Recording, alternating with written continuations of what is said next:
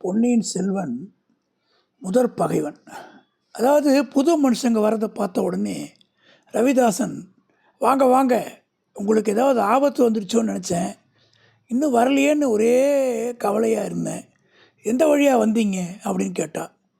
கொள்ளிடக்கரையோடு வந்தோம், வழியில் வந்து நரிகள் வளைச்சிக்கிட்டு நரிகள்கிட்ட சிக்காமல் தப்பிச்சு வரத்துக்கு நேரம் ஆயிடுச்சு.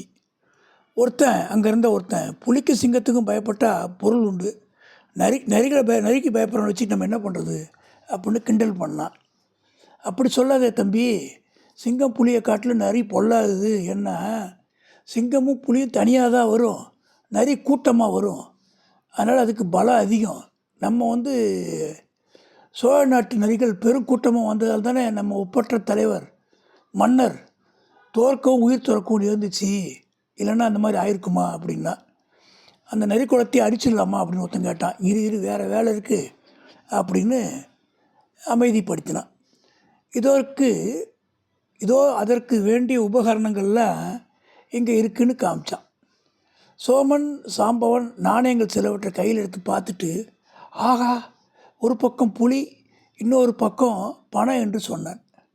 சோழனுடைய பொன், பழவேட்டருடைய முத்திரை, நான் சொன்னபடி நிறைவேற்றி விட்டேன். உங்களுடைய செய்தி என்ன? இடும்பன்காரி ஏதாவது கொண்டு வந்திருக்கணுமே அப்படின்னா ரவிதாசன். ஆமாம், கொண்டு வந்திருக்கிறார், கேளுங்கன்னு கூட வந்தவன் சொன்னான். இடும்பன்காரி சொல்ல தொடங்கினான். தாங்கள் கட்டளைப்படி தான் சம்பராயர் மாளிகையில் பணியாளர் நான் அமர்ந்து வேலை பார்த்துட்டு வரேன். அதனுடைய பலன் நேற்று இரவு கிடச்சிது. நேற்று சம்பராயர் மாளிகையில் ஒரு பெரிய விருந்து நடந்தது. பெரிய பழவேட்டையர், வணங்காமுடி முனையரையர், மழப்பாடி மழுவரையர் முதலிய பலர் வந்திருந்தாங்க. குறவக்கூத்தும் வேலை நாட்டமும் நடைபெற்றது. பழவேட்டரோட வந்த மூடு பல்லக்கில் அவருடைய இளையராணி வந்திருப்பதாக எல்லாரும் எண்ணிட்டு இருந்தாங்க. சுந்தரமகா சோழனுக்கு உடல்நலம் சரியில்லை, அதிக நாள் உயிரோடு இருக்க மாட்டார்னு பழவேட்டையர் தெரிவித்தார். எல்லோருமா சேர்ந்து அடுத்தபடி பட்டத்துக்கு வர வேண்டியது யார் தீர்மானிக்கணுன்னாரு. வர வேண்டிய ஆதித்ய கரிகாலர் அல்லர் மதுராந்தக தேவர்னு முடிவு செஞ்சாங்க. ஆனால் மதுராந்தக தேவருக்கு ஒத்துக்கு வரான்னு ஒரு டவுட் எல்லாருக்கும் வந்துச்சு. அப்போ அவர் வாயாலே சொல்ல வைக்கிறேன்னு அந்த பல்லக்கை திறந்தார்.